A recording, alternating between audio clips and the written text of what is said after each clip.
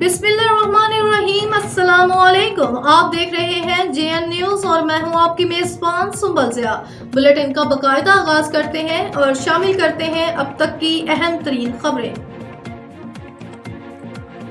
शेर अफजल खान मरवत और बैरिस्टर गौहर अली खान की प्यार भरी मुलाकात के बाद शेर अफजल खान मरवत का अहम पैगाम जारी। जोर शोर से शोकाज नोटिस की बातें हो रही हैं और बैरिस्टर गौहर और मेरे दरमियान मुखालिफत की बातें हो रही है। मैं बार बार ये कह चुका हूँ कि बैरिस्टर गौहर साहब के साथ मेरा ताल्लुक आज का नहीं है, सालों पुराना है। मुझे अपने छोटे भाई की तरह अजीज है और ये जब चेयरमैन बना भी था तो उस वक्त भी मैं इनका प्रपोजर भी था, सेकेंडर भी था, सपोर्टर भी था, रहा हूँ। और ये जो गलतफहमी पैदा हुई, मैंने एहतजाज के हवाले से, पूरी क़यादत के हवाले से ये कहा था कि एहतजाज में हमने वो रिस्पांस नहीं दिए जो हमारा होना चाहिए था। इसमें इनकी नाअहली के हवाले से कोई लफ्ज मैंने नहीं कहा था, लेकिन इस पे मुझे शौकात नोटिस दिया गया।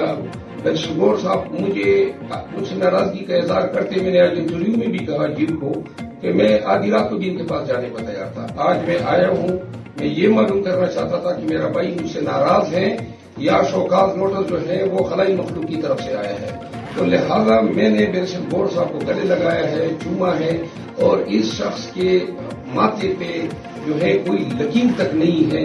बाकी जो है मेरी आमद जो है वो तमाम पीटीआई वर्कर के सामने इस चीज को हम ये लाना चाहते हैं कि आप कोई टेंशन न लें, आपकी क़यादत में कोई इख्तिलाफ नहीं है। इंशाल्लाह बैरिस्टर गौहर हमारे चेयरमैन ही रहेंगे। ये खान के तरफ से नामजदशुदा हैं और खान जिसको भी नामजद कर देता है वो हमारे सर का ताज होता है। बैरिस्टर गौहर साहब जो है आने वाले वक्त में भी इंशाल्लाह पाकिस्तान तहरीक-ए-इंसाफ के चेयरमैन रहेंगे। हम इनके साथ डट के खड़े रहेंगे। जो लोग इख्तिलाफात पैदा करना चाहते हैं या वर्कर को मायूस करना चाहते हैं उनको मुंह की खानी पड़ेगी।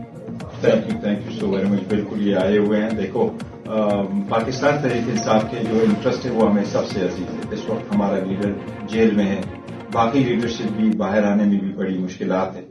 हमने जो कॉमन एनिमी है उसका मुकाबला करना है, आपस के इख्तिलाफात नहीं करने हैं। इनके आने का बहुत शुक्रिया।